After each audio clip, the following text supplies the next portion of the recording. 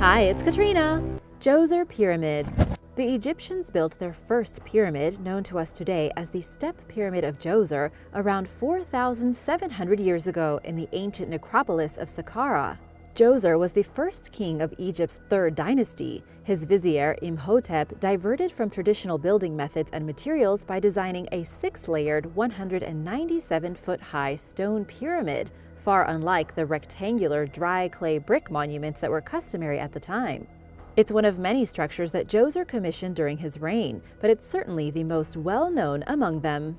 Beneath the pyramid is a 3.5-mile-long series of tunnels. At the center of the labyrinth is a deep shaft containing Djoser's burial chamber. Curiously, his tomb is rather simple compared to other rulers, lacking the ornamentation that was characteristic of a king's resting place. 11 of Djoser's daughters were also laid to rest inside the pyramid, a unique first of Egypt's Old Kingdom, according to former Minister of Antiquities Zahi Hawass. The structure sits on a 37-acre complex surrounded by a 30-foot-high wall that contains 13 false doors and one authentic entrance. A 131-foot-wide trench was built around the wall as an added security feature against unwanted visitors, and there are numerous dummy buildings throughout the complex to further confuse anyone who might manage to get inside. Also at the site is a pair of buildings called the House of the North and the House of the South, whose purpose is unknown. Another structure, the South Tomb, contains a chapel, but is also a mystery. One of the site's most mysterious buildings, known as Temple T, has a very basic exterior with a contrasting, intricate interior. The builders' reasons and inspiration for the unique features of the pyramid and complex, beyond obvious security measures, are unknown. Researchers are still trying to solve these mysteries, from the simplicity of Djoser's burial chamber to the seemingly bland building that is shockingly elegant on the inside. UFO sightings in Idaho. Idaho ranked as the #1 state for UFO sightings in 2020, tallying up an impressive, or perhaps troubling, 164 reports of strange objects seen in the sky. Some of these sightings can be easily explained. For instance, people around the world have been baffled by SpaceX's Starlink satellites, which seem like an otherworldly string of white lights passing through the sky. At least one person reported seeing one in Idaho last year, and it's likely that people around the globe will begin to see them more often, as nearly 900 have been launched so far as part of SpaceX's vision to provide internet to the entire world. Other accounts of UFO sightings are less explainable, with concerned citizens phoning into the National UFO Reporting Center with reports of black discs and other unidentified aircraft flying overhead. Science journalist Sarah Scholes told the Post-Register that a lot of weird stuff goes on in the sky, and that it probably isn't alien spaceships. But what is it then? Oddly, as Scholes pointed out, the widespread interest in UFOs is not limited to conspiracy theorists. The U.S. government and reputable researchers are surprisingly invested in learning more about these sightings, and she thinks she knows why, stating, "The thing that people tend to have in common who get obsessed with this topic is just that it's a persistent mystery that needs a solution."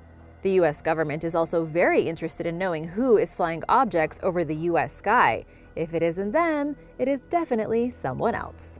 World's oldest bridge. In the early 20th century, archaeologists in Girzu, Iraq, discovered a monumental brick structure that was huge, but they had no idea what it was, so they called it the enigmatic construction. Girzu was once the center of a large city-state in ancient Mesopotamia, the cradle of civilization. This is one of the earliest known cities in the world. Now known as Tello, it was built during the 3rd millennium BC, around 4,000 years ago, and was rediscovered in 1929.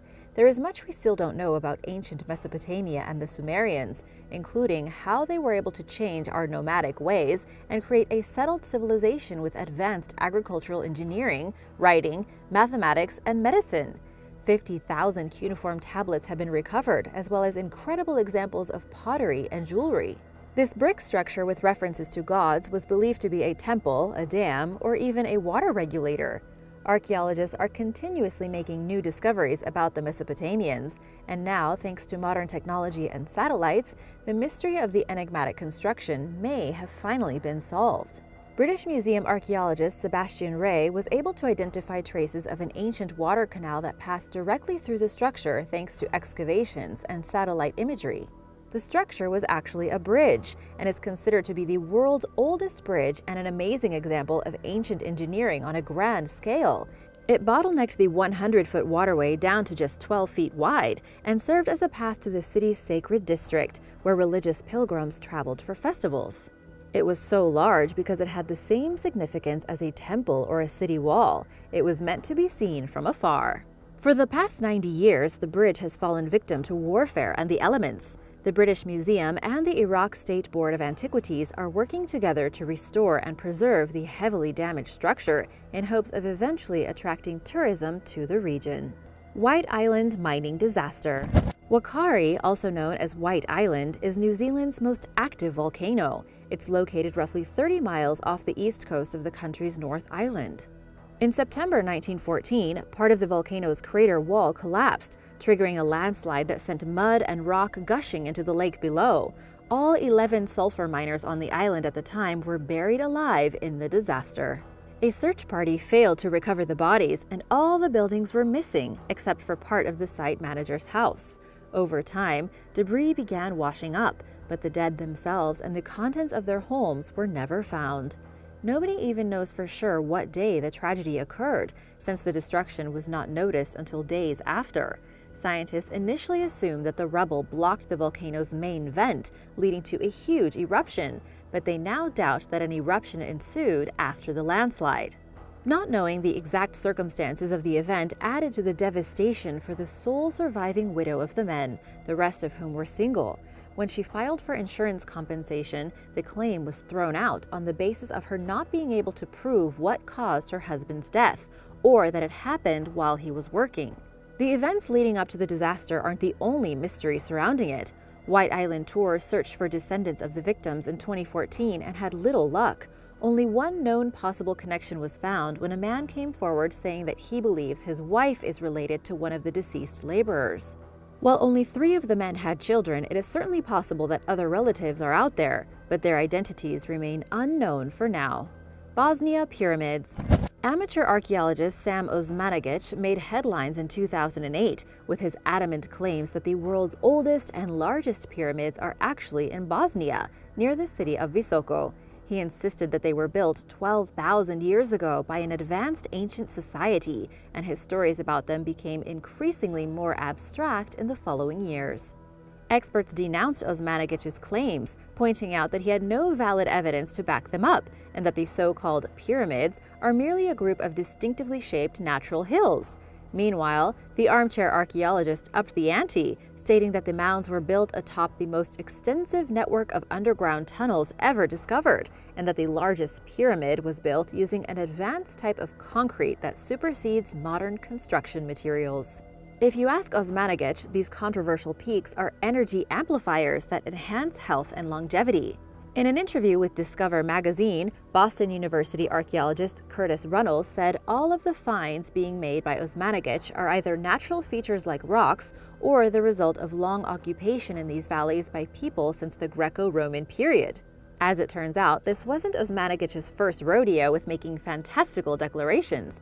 In one book he published before gaining worldwide publicity over his pyramid claims, he wrote that the ancient Maya civilization originated in the Pleiades constellation, and that their first stop on Earth was Atlantis.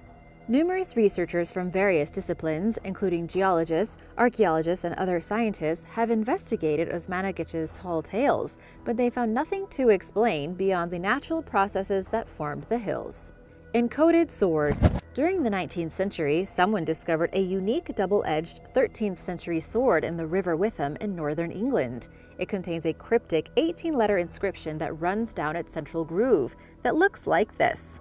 The sword measures 38 inches long and weighs around 3 pounds. Researchers believe that it belonged to a knight and that the sharp steel blade was likely manufactured in Germany. Ever since the medieval weapon's discovery, the engraving has mystified historians, linguists, cryptographers, and other experts who have been unable to decipher its meaning.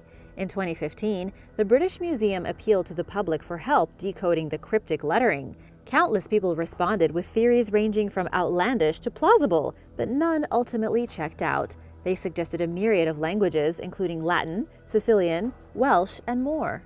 One particularly interesting proposal, put forth by a Dutch scholar, stated that Saxon swords in particular often had inscriptions on them that didn't actually say anything, because the people buying them or making them were illiterate.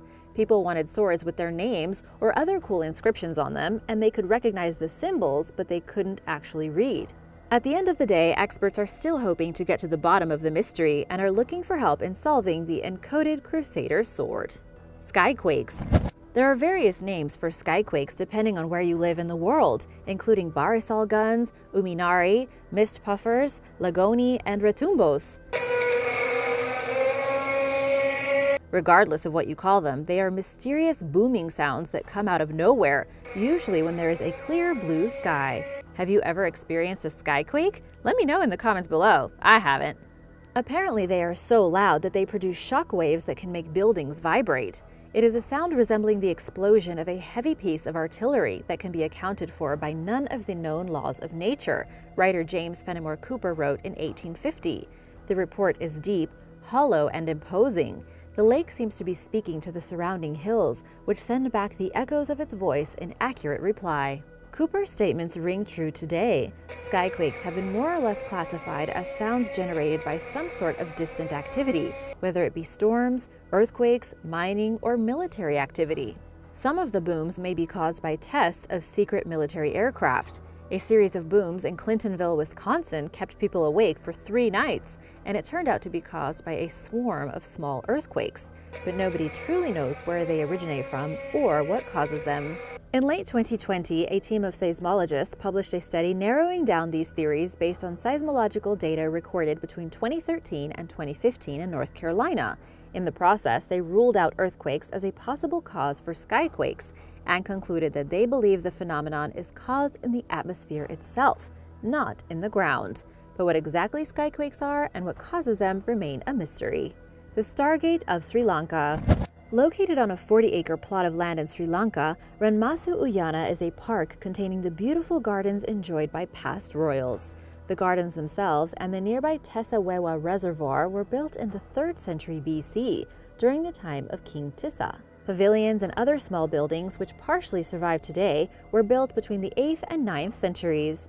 The park contained a highly sophisticated water system for its time, which sourced water from the nearby reservoir. The water ran through the park's baths and other features and was deposited into neighboring rice fields. One curious artifact at the site, a carved boulder called the Sakwala Chakraya, has gained widespread attention from conspiracy theorists who believe that it acted as a stargate or an interface between ancient humans and aliens from outer space. Proponents of this theory claim that the engraving dates back some 6,500 years. The alleged Stargate contains a strange circular inscription measuring 6 feet in diameter, filled with small circles with crosses on the inside. 4 seats face the boulder. One of the more imaginative theories about the carving holds that extraterrestrials mined gold at Ranmasu Uyana using advanced techniques unknown to the modern world. This and other abstract hypotheses suggest that there is a connection between the Sakwala Chakraya and architectural features of Peru and ancient Egypt. Mainstream archaeologists scoff at these notions, and with good reason. Not only do such claims lack evidence, they have the harmful effect of invalidating Sri Lanka's unique history and cultural identity. In the words of University of Kelaniya archaeology professor Raj Somadeva, who spoke with the country's Daily News in 2011, if someone is bringing up such a theory, he's doing it to fulfill neo-colonial goals. The meanings of the carvings and designs need to be studied and admired in their own historical and cultural context. Museus. During the early 2000s, archaeologists excavated at a site in Pattanam, a village in southern India where strange beads surfaced every year during monsoon season. Over the following years, they discovered a plethora of artifacts, including Roman amphorae, a 2,000-year-old dugout canoe, building foundations, glass beads, gold ornaments, iron, lead, and copper tools, and a wharf-like structure. Dr. P.J. Cherian, director of the Kerala Council for Historical Research, believes that the site is the lost city of Museus, one of India's most important trading posts during the 1st century BC, that specialized heavily in the black pepper trade. Museus was highly praised by ancient poets and writers, including Pliny the Elder, but it became more or less absent from written records after the 5th century, and eventually became more mythical than real in the eyes of many. If archaeologists have in fact found Muziris, it begs the question of why this city apparently collapsed. Federico de Romanis, an expert in the Indo-Roman pepper trade, spoke with The Guardian in 2016, stating Muziris was entirely dependent on foreign, especially Roman, demand for pepper. He theorizes that when the Roman Empire began struggling economically during the 3rd century, its demand for pepper fell, essentially putting Muziris out of business. Many experts agree that the site is probably Muziris, but understanding this mythical lost city is going to take a lot more work. Underground pyramid. Underneath Orvieto, Italy, there is a mysterious ancient underground pyramid made by the Etruscans. Archaeologists found the pyramid after excavating a wine cellar that had steps leading downward into tunnels and caves. Then they entered a chamber where the walls were carved to slope upwards, leaving a hollow pyramid structure, but they have no idea what it was for. The Etruscans built many underground chambers and tunnels, but this is the first time that archaeologists have discovered a structure like this carved out in a pyramid shape. The Etruscans reached their peak from the 8th to the 5th century BC in central Italy and were famous for their art, commerce, writing, and metalwork, but were absorbed by the Roman Empire. They left many secrets behind, including these tunnels and pyramids that were backfilled with dirt towards the end of the 5th century BC, although nobody knows why.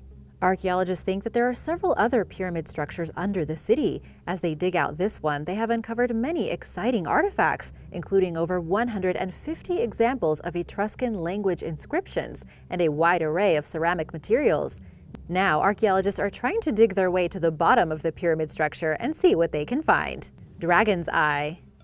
The Hall of Giants stone mine in Lancashire, UK, is home to a metamorphic rock formation called the Dragon's Eye. It looks like a dragon that just woke up, and it might blink at any moment. The smooth, multicolored structure formed after a mine tunnel roof collapsed, exposing the different colored sediment. Curiously, official information about the site is conspicuously absent from the internet, but all signs point toward it being a real place. In late 2019, the YouTube channel Underground Explorer C9C posted a video showing first-hand footage of their trek into the mine that houses the Dragon's Eye, and their Instagram account features photos detailing the journey. Some pictures show the Dragon's Eye as rounded when it's actually flat, either because the adventurers who supposedly discovered the formation photographed it using a fisheye camera lens, or because the angle of the structure creates an optical illusion. It's hard to say for sure because no one is saying where it is. If you want to see the formation for yourself, you might have trouble determining its exact location within northern England. It appears as though those who know where the Dragon's Eye is are staying quiet about it. Considering the site's status as a collapsed mine, it's also likely that it is not safe and is not open to the public. Bavarian Goblin Holes. There are over 700 strange underground chambers and tunnels dating back to the Middle Ages throughout the German state of Bavaria, linking churches, farmhouses, cemeteries, and seemingly random parts of the forest. Some local legends claim that elves built and lived in the structures, nicknamed Goblin Holes, while other stories allude to the tunnels being part of an extended system of emergency exits from castles. It makes sense that the Goblin Holes are associated with small forest creatures. Most of the chambers in the labyrinth of vaults, also known as an Erdstall, measure just 66 to 164 feet long at the most. Explorers must often walk in a hunched position and even crawl on all fours in some places, where the tunnel's height shrinks to just 2.25 feet high or less. The Erdstall is no secret to locals, and similar networks exist in other parts of Europe, including Austria, Hungary, and Spain. Nobody knows what these uncomfortably narrow passageways were used for, especially considering how their size makes them impractical for food storage or as a dwelling, and there is no evidence they housed animals. Few artifacts have turned up inside the tunnels, and they are completely absent from historical records. In 2011, archaeologists began exploring the system in hopes of learning more about its origins and uses, but they never announced any groundbreaking discoveries or even any clues that could help bring them one step closer to solving the lingering mysteries surrounding the Goblin Holes. Underground Orchid. Australia is famous for its unique wildlife, but it is also home to many bizarre plants, including 1,550 orchid species, nearly all of which grow nowhere else on Earth. Perhaps the strangest among these flowers is the Rhizanthella, more commonly known as the underground orchid. It's small, pale, smells like vanilla, and as its name indicates, spends its entire life underground. Reporting for The Conversation, botanist Mark Clements explained that a farmer in Western Australia discovered the unusual flower in 1928 and sent samples to experts at the Western Australian Herbarium for identification. Then, in 1931, an orchid hunter discovered another underground orchid in New South Wales on the eastern side of the country. Clements, who has worked extensively with these flowers, identified yet another new species of underground orchid last year, bringing the total known Rhizoanthella species up to 5. Underground orchids bloom after spending most of their lives as a thickened underground stem or a rhizome. Even after a flower blossoms, the plant remains entirely underground but near the surface, covered in soil and dead leaves. All Rhizoanthella species are either endangered or critically endangered, except for the newly discovered variety, which Clements said is probably highly vulnerable. Experts struggle to conserve underground orchids because they are very difficult to find and grow, and little is known about the flower's biology. To save them from extinction, scientists will have to learn more about them and locate more populations. Secret rooms. While renovating the historic 3-story commercial exchange building in Jackson, Michigan last year, workers noticed that a piece of heavy machinery was sinking into the ground, leading to their discovery of 2 large, unused underground rooms. Nobody knows what the rooms were used for. The discovery baffled Sharon Buchti, the building's operations manager, and all the other employees. "We're all just blown away. It's a big mystery at this point," Sharon said. The building's owner had no idea the rooms existed. Both rooms are made from the same concrete blocks as the rest of the building and were found empty, minus some rusty pipes and a 28-inch long chute. One room measures 12 by 14 feet, while the other is 12 by 17 feet. In an interview with MLive, Charlie Buchti, a member of the work crew that found the room, said, "I was hoping to find some hidden treasures in there from who knows when. We're still researching, so fingers crossed we get to find something." Either way, Buchti said that he was happy to partake in the mysterious and historic discovery. The commercial exchange building was built in 1895 after the building that occupied the site before it burned down. It served as a manufacturing facility until the 1960s when it was renovated into office space. During that time, crews found carriage parts that were left behind by builders who once worked at the site. Local historians believe the rooms, which sat beneath grass and debris prior to their discovery, were constructed with the rest of the building. Records show that there was originally a structure above them, but it was apparently taken down at some point. While experts admitted that they may never know what the spaces were used for, Harrison Marcotte, a curator for the local Ella Sharp Museum, believes that they housed steam kilns that were used for drying lumber. The team told the local news that they are open to other ideas and that they welcome input from internet sleuths and locals who think they might be able to solve the mystery, so you know what to do. Hidden hatch. Last year, Julie Jukes and Roger Rockhill purchased a 55-acre property in Pennsylvania with plans to establish a home and winery. They made a series of surprising discoveries on the land, which was once a summer camp for the local Jewish community center, but one stood out above the rest. At the bottom of a rusting cylindrical tank sits a hatch hidden under bushes, which appears to lead underground. The tank sits behind a barn and is surrounded by trees, where it remains mostly hidden from view. The couple didn't even notice it was there until the fall, when the leaves left the trees bare. There is no roof on the outer cylinder, which has a waist-high, square-shaped door and is equipped with a tube resembling an air vent. It houses a smaller, similarly rusted cylindrical structure containing a square-shaped opening just big enough for a person to fit through, which leads to the hatch. Jukes and Rockhill told The Morning Call that they attempted to open the hatch with no success, and that they feared they would damage what's inside if they forced their way in. The pair took to social media for help identifying the structure. Many members of the community knew about the alleged bunker, which is rumored to be contained within a buried train caboose or a truck tanker, but nobody had ever seen it, including Eric Lightman, the executive director of the Jewish Community Center that purchased the property from a man named Robert Moyer in 1961. While some locals believe that the hatch simply leads to a water tank, others, including the new landowners, believe that there's more to the story. Is it a bunker? And if so, for what? The answer remains to be seen. The Williamson Tunnels. Between 1810 and 1840, an eccentric tobacco merchant and philanthropist named Joseph Williamson built a series of houses and a labyrinth of underground tunnels and chambers near his home in the Edge Hill area of Liverpool, England. He passed away in 1840 without ever telling anyone what the tunnels were for. Some say that Williamson was a religious fanatic who believed Armageddon was coming. Others said that he was simply giving meaningless work to soldiers who had recently returned from the Napoleonic Wars and needed employment, gave them something to do. The tunnels were gradually filled with rubble following Williamson's death and remained inaccessible until 1995, when archaeologists began investigating them. Excavations are ongoing, with some sections of the extensive subterranean network still filled with rubble, while others have been cleared out and are open to the public.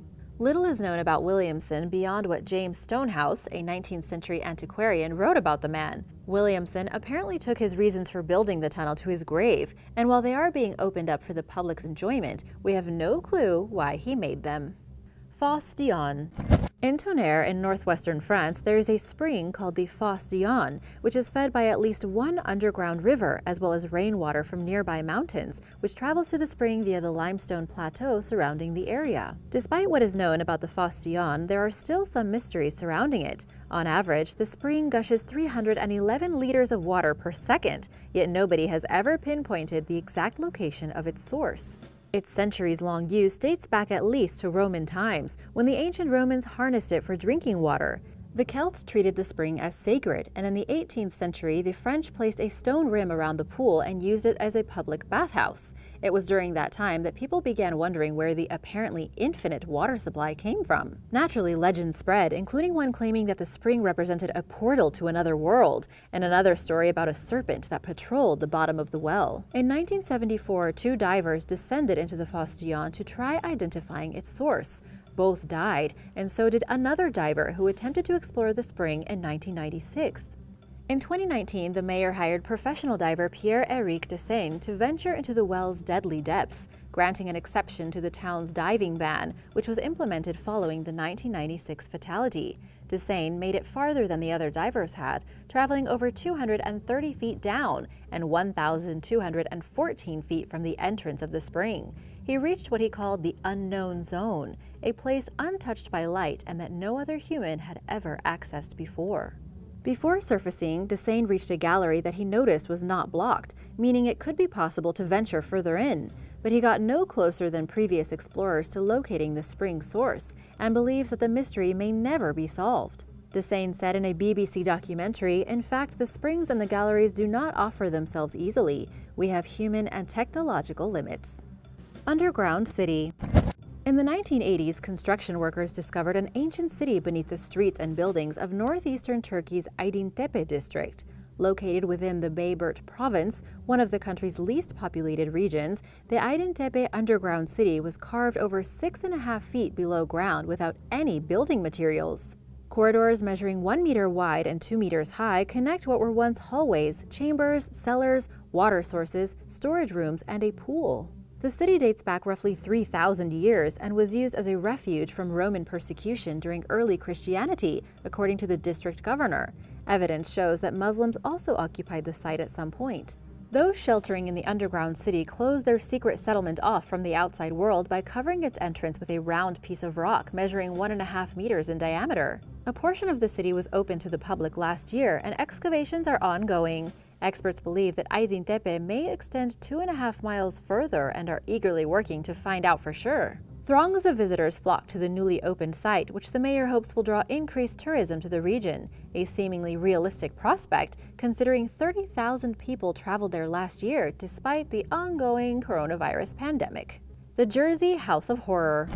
International headlines rarely report much from the Channel Islands, a sleepy archipelago located in the English Channel off the French coast of Normandy. But in 2008, media outlets around the world reported the discovery of human bone fragments, secret underground rooms, and narratives of abuse at Haut de la Garenne, a former orphanage located on the island of Jersey. Stories of punishment rooms containing shackles and blood-stained bathtubs fueled widespread suspicions that terrible things happened here. The bone fragments mostly belong to animals, and those identified as human date back several centuries, ruling out any recent killings. But the official investigation, codenamed Operation Rectangle, uncovered disturbing evidence of child abuse dating back to 1945.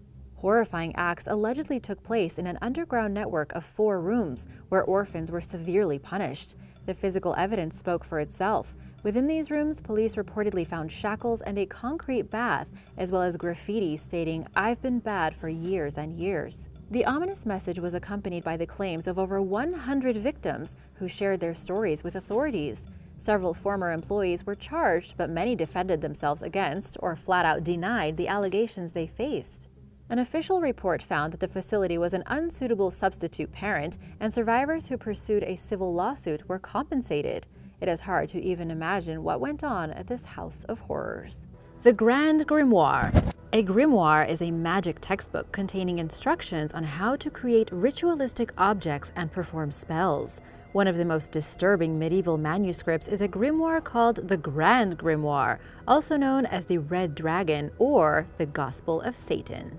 Rumored to be written in the 16th century, the book is dedicated to black magic and contains directions for summoning demons. It's said that the original copy is housed in the Vatican secret archives, and for this reason, the Grand Grimoire can only definitively be traced back to the 19th century, when a new edition was published in France.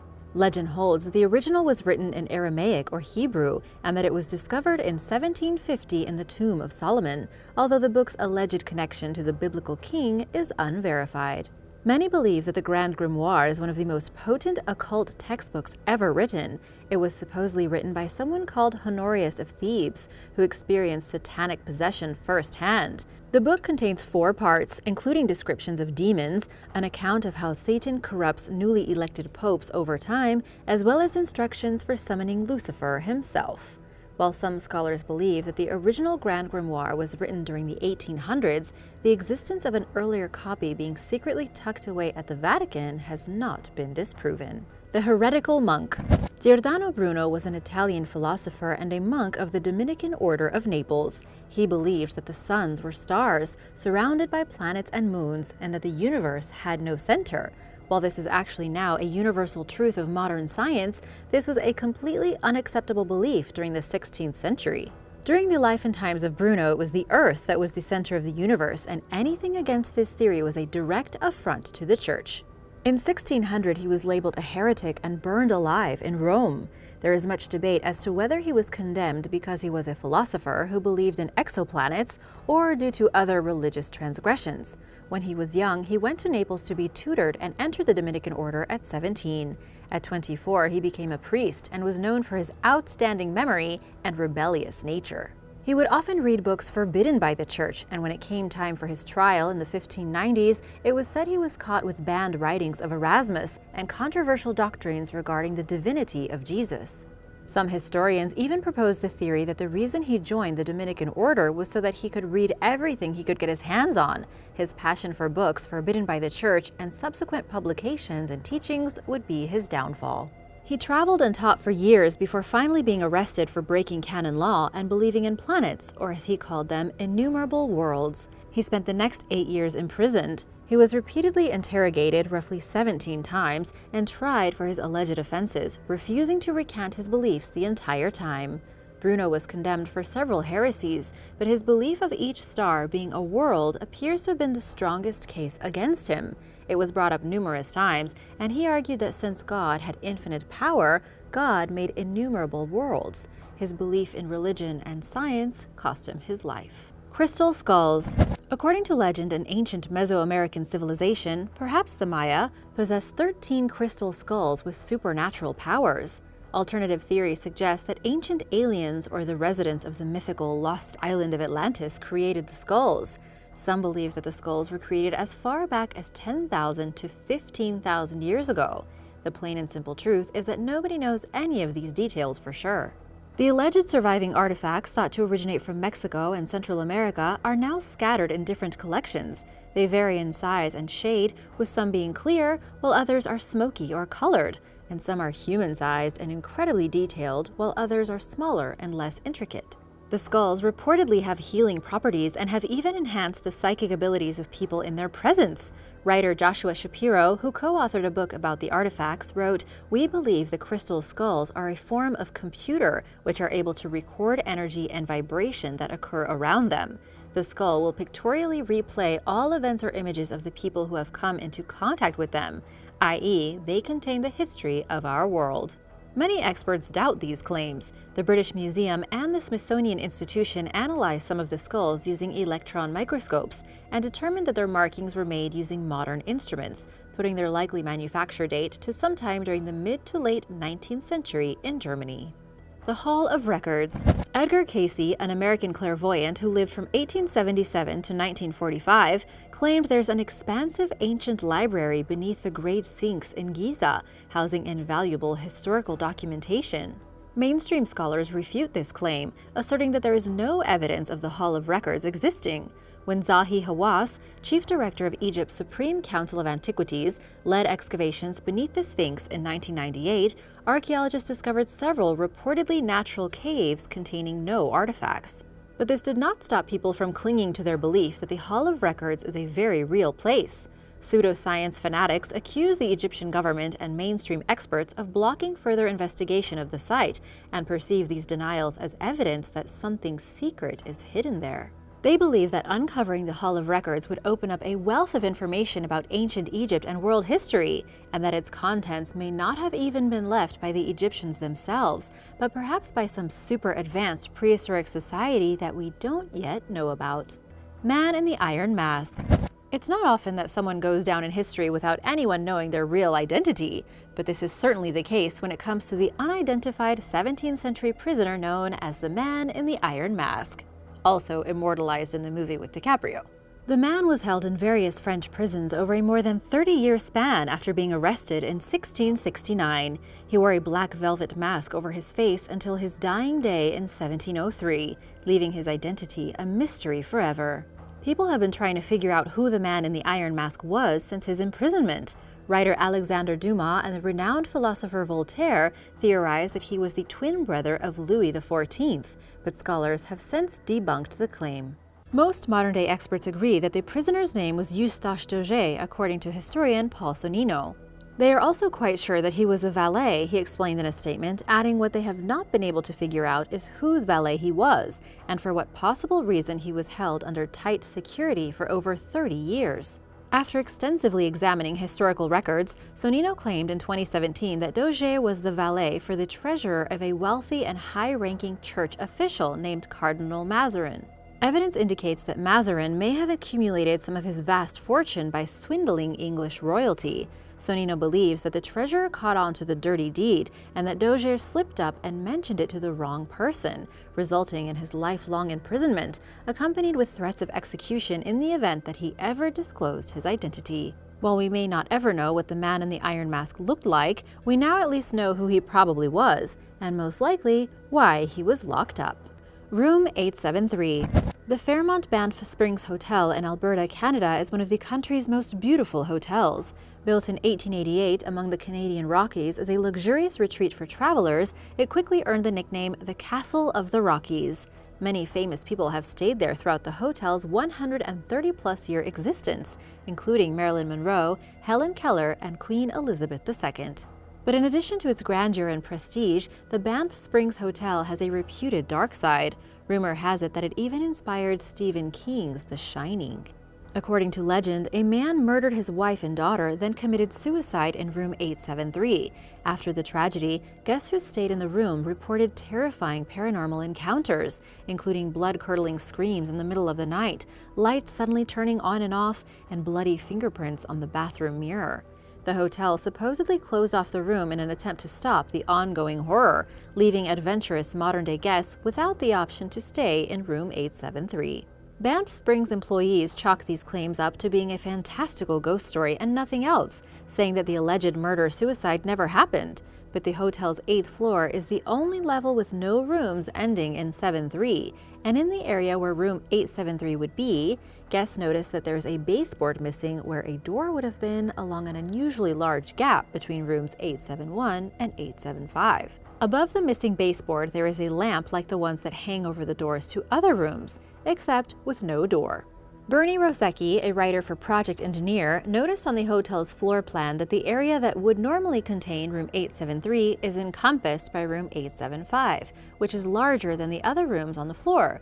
He asked the concierge about this, and the employee explained in what Rosecki called a well-trained response that the two rooms were combined during a renovation.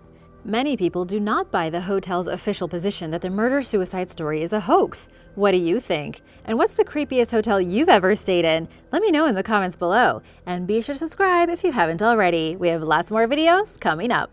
The Real Mary Magdalene. Mary Magdalene is one of the most well-known and controversial figures in Christianity, despite her relatively scarce presence in Scripture. According to the New Testament, she was one of Jesus' most devoted followers. She traveled with Jesus and his disciples, witnessed his execution, and was the first person who observed his resurrection. Over the last 2,000 years or so, Mary Magdalene has been depicted in wildly different ways. In 591, Pope Gregory I declared her a sinful woman, leading to centuries-long rumors that she was a prostitute. Another long-standing rumor claims that Mary Magdalene was Jesus' wife, and that they possibly even had children together. Those who reject these theories cite the Bible as evidence that the woman shared a spiritual connection with Jesus and nothing more, and that allegations of her being a prostitute are conspicuously absent from Scripture. Why is she so controversial then? Joan Taylor, a professor at King's College in London who worked as an advisor for the 2018 movie Mary Magdalene, explained to Time magazine that the church may have downplayed her significance and outright disgraced her name to delegitimize her influence on Christianity and to deter women from fighting for church leadership positions. Mary Magdalene indeed played a very important role in Jesus' life and death. The Gospel of Mary, a hotly debated document that was discovered during the 19th century and isn't recognized by the Church, depicts her as the only disciple who truly understood Jesus' message, sparking jealousy and competition with the Apostle Peter. In 1969, the Catholic Church admitted that it had mistakenly labeled Mary Magdalene as a prostitute. Although this belief persists in many realms, this admission seems to have partially restored Mary Magdalene's credibility, and there have been increasing calls in recent decades for women to serve in church leadership. Taj Mahal Basement. In 1632, the Mughal Emperor Shah Jahan ordered the construction of a magnificent white marble mausoleum for his favorite wife Mumtaz Mahal. The result was a breathtaking 42-acre complex in the modern-day city of Agra, India, which serves as the final resting place for both Mumtaz and Shah Jahan. Their graves are locked in a sealed chamber inside the Taj Mahal's basement, which is off-limits to visitors. They sit beneath replica graves that are on display for the public. On Shah Jahan's birthday in 2018, visitors were given an extremely rare chance to visit the authentic tombs. They found the graves in an unacceptable state, darkened from years of neglect, and called for both a restoration of the tombs and for the chamber to be open to the public, which would pressure the government to take better care of its contents. There is also speculation that the Taj Mahal was built over the site of a Hindu temple, and that there are Hindu artifacts and artwork hidden in the basement, attracting increased scrutiny over the years. Parliament member Subramanian Swamy claimed in 2019 that these goods were removed from the Taj Mahal in 2011, and that he had obtained documents showing that the monument was built on stolen Hindu property. Altogether, it's believed that there may be as many as 22 secret rooms below the Taj Mahal. If they exist, only a privileged few know what their purpose was and what they now hold. Jesus' bloodline. Whether or not you believe in his teachings, researchers believe that Jesus Christ was likely a real person. Very little is known about his life before his early 30s, just a few years before he was executed. While he was not known to have any children and to have died a virgin, many people challenge this theory, with some even suggesting that there are living descendants of Christ. One theory talks about the Desposini, Jesus' blood relatives through his mother Mary. The Desposini played a major role in church leadership until the 4th century, when the Romans hunted them out of existence. Other claims hold that the Desposini are the children of Jesus and Mary Magdalene, and that their descendants live on today. These assertions are detailed in the Gnostic Gospels, a series of verses found among the Dead Sea Scrolls in 1940, and which were conveniently omitted from the New Testament. According to another legend, Jesus had a wife and 2 children who married into the royal French Merovingian bloodline. These are just a few of many theories about Jesus' bloodline continuing into modern times. As crazy as it sounds, some scholars believe there could be some credibility behind these claims. Even if Jesus fathered just 1 or 2 children, it's likely that he would have more than just a few living descendants. So far, evidence of Christ being a father seems to always stop short of providing any definitive information, but the search for answers continues. If this turned out to be true, many long-held religious convictions would more or less be turned on their head. That being said, it is possible that some who knew the truth in the past acted diligently to stop the information from reaching society at large, and it's quite possible that religious authorities would try to contain the secret today. Horned humans. Let's take a look at the skull of a horned human, shall we? It was allegedly uncovered sometime in the 1800s from a burial mound in Pennsylvania. What's more, it wasn't the only one. When the burial mound was uncovered, excavators actually unearthed several skeletons that were abnormally tall, standing at over 7 feet. They were supposedly dated back to 1200 AD. Each of the skeletons also boasted a set of horns sticking out above their eyebrows. It's been reported that the skeletons were immediately sent to the American Investigating Museum in Philadelphia to be properly analyzed. However, shortly after being sent to the museum, these skeletons have vanished, never to be seen again. While giants and horned humans are not really mainstream archaeology, is it possible for humans to have horns? Believe it or not, it may all come down to fingernails.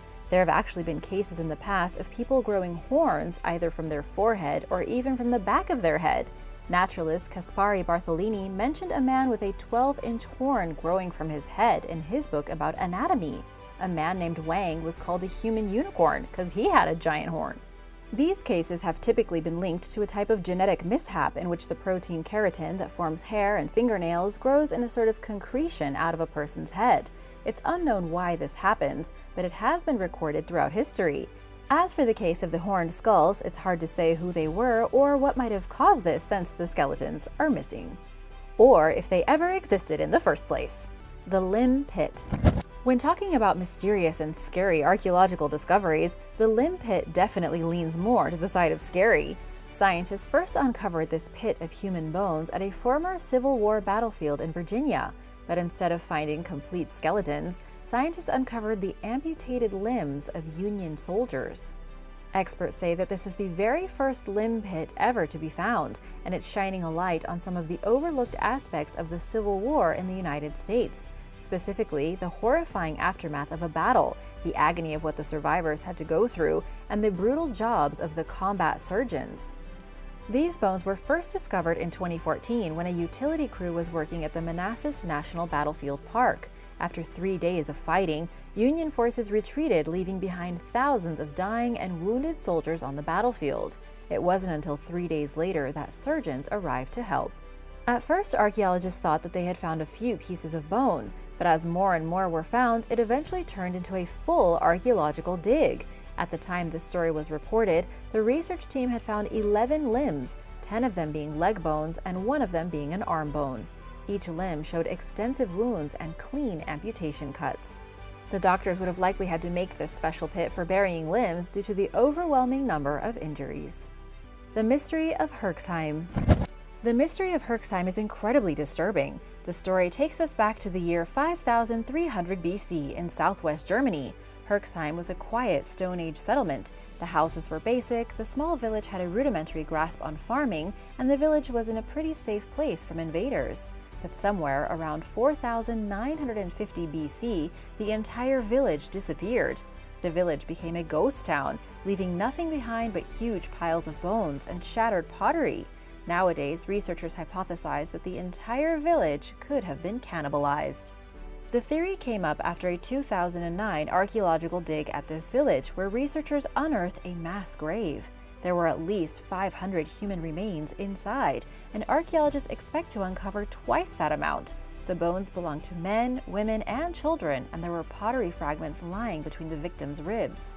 Most of the bones showed tool marks as if the flesh had been removed, and larger bones had been broken to get at the marrow inside. Even the skulls were shattered in such a way that the brains could be easily extracted.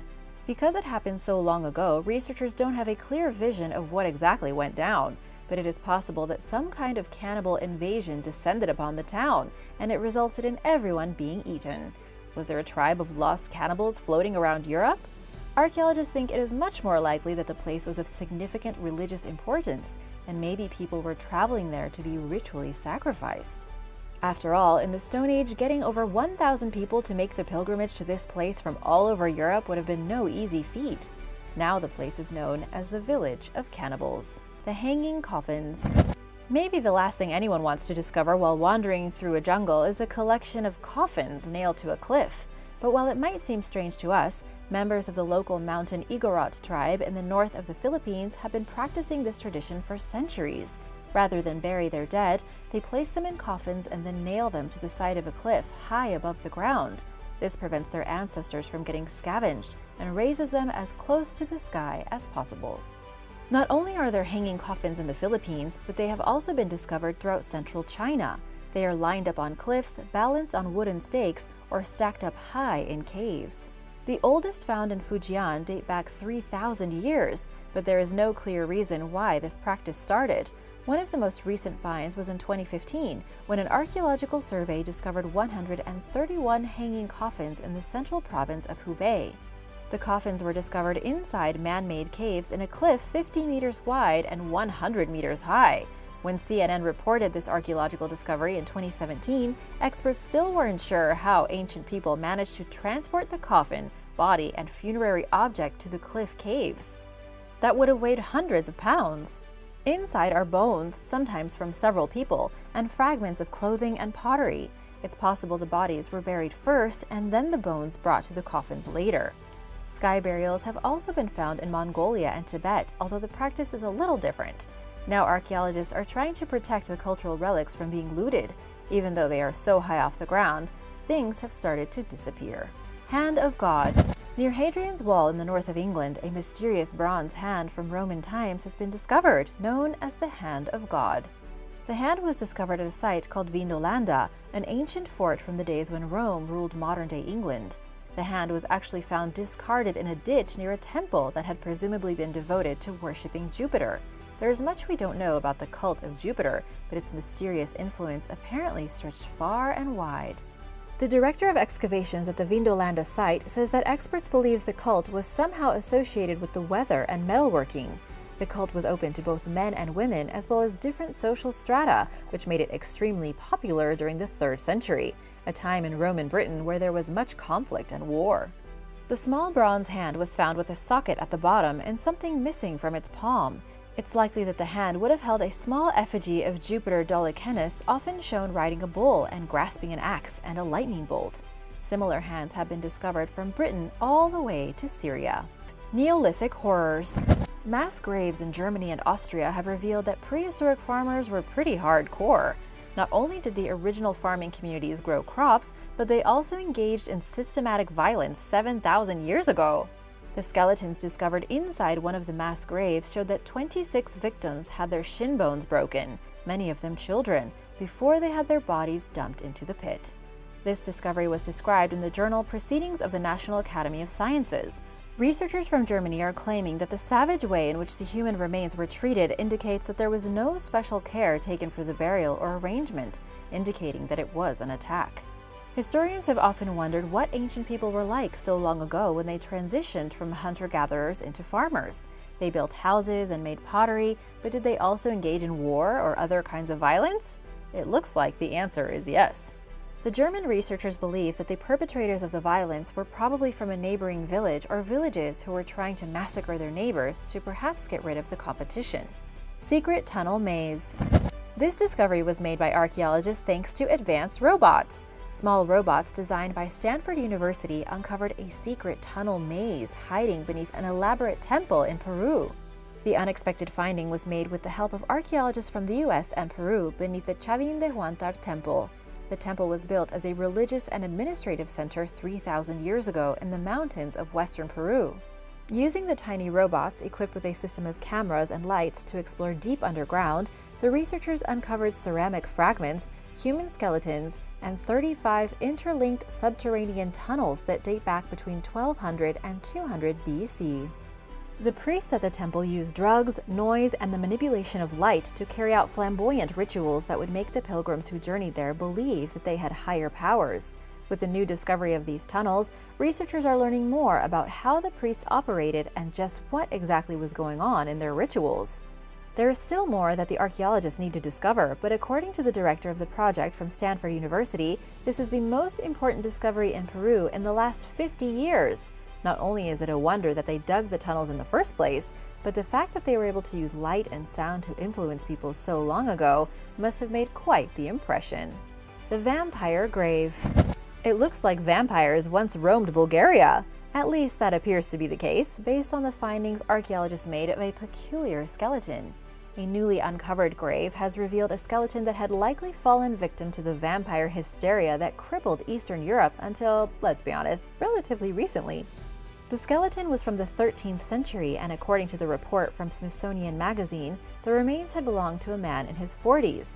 Rather than just leave him alone in death, an iron rod had been smashed through his chest just like what you see in the movies. Why did they do this to him? Well, it was to keep his corpse from rising from the grave and attacking the living, right? The archaeologist in charge of the dig told news outlets that this is yet another example of a medieval anti-vampire ritual. Keep in mind that this was a time in Europe's history when people were literally terrified of vampires bursting out of coffins to satisfy their craving for blood. To stop this from happening, people just like this unfortunate fellow got staked in the heart to keep them sleeping. To date, there have been at least 100 graves found in the Slavic region of Europe alone with stakes driven through their bodies. Anthropomorphic ruins. A massive pyramid found in China is full of mysterious designs. The pyramid was found along with a huge city, each about 4,000 years old. And while the ancient city and the ancient pyramid are mysterious enough by themselves, what's really odd is that researchers have found anthropomorphic designs decorating the exterior of the pyramid. These designs are part animal, part human, and it's unsure why they were drawn in the first place or what they mean. There have also been the remains of human sacrifices discovered in the area, including 6 pits containing decapitated human heads. For a long time, archaeologists have assumed that the area, known as Shimao, was part of the Great Wall of China. It wasn't until very recently that new archaeological excavations took place and revealed that the pyramid and the surrounding city are actually far older than the Great Wall of China. It's now recognized as one of the most ancient places in the country, rich with confusing artifacts, puzzling anthropomorphic symbols, and one of the largest and most complex pyramid structures outside of Africa. Unfortunately, the truth of this ancient place may continue to elude experts in the years to come. Murder Island. Murder Island doesn't really sound like somewhere you want to spend your next vacation. The island is located off the west coast of Australia, and archaeologists have uncovered a gruesome secret. Researchers discovered a small grave holding the remains of people who had likely belonged to a Dutch merchant vessel that was shipwrecked in 1629. Believe it or not, the 5 individuals found in the grave probably had it easy. Researchers believe that they were the few who escaped the rather disturbing fate that befell their fellow shipmates. At the time of the Dutch shipwreck, there would have been about 300 survivors, but since they ended up stranded on a place called Beacon Island, since dubbed Murder Island, stress ran pretty high. They were far from home, stranded with little food and little resources. In the months following the shipwreck, a horrible mutiny unfolded and they all began to turn on each other. Historians believe that more than 100 of the survivors were murdered. The most recent grave was found by an international team led by a professor from the University of Western Australia. The team figures that the 5 people were probably buried before anyone was murdered. It likely happened immediately after the shipwreck, since the bodies were buried in an organized fashion that suggests that they were respected. It was sometime after this burial that Murder Island turned into a bloodbath. There have been other grave sites discovered on the island before, but they were messy and hastily dug, suggesting something nefarious had taken place. Thanks for watching! Which of these mysterious discoveries did you find the most horrifying? Let me know in the comments below. Be sure to hit the subscribe button if you haven't already, and give this video a thumbs up for more like this. See you next time! Bye!